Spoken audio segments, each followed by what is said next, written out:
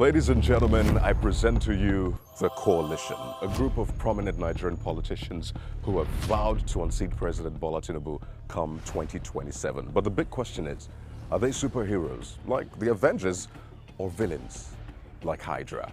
But I'll tell you this, in this group we have former number 2 citizen, former number 3 citizen, former number 4 citizen, at least 5 former governors, former ministers, former lawmakers, all in this group.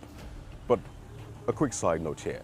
Do you see how they are allowed to be friends in spite of their political differences, while you remain sworn enemies because you don't agree politically with someone? But I digress. Back to the point.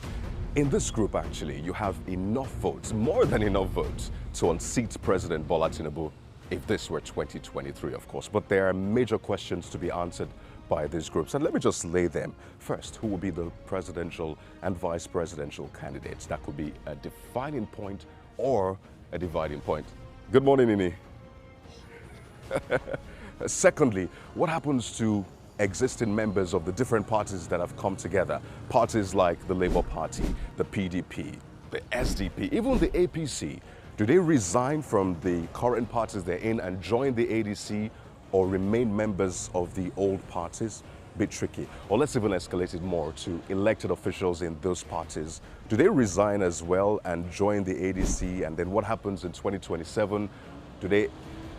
it's a bit tricky, particularly for the electorate, but they say that they will find a way out.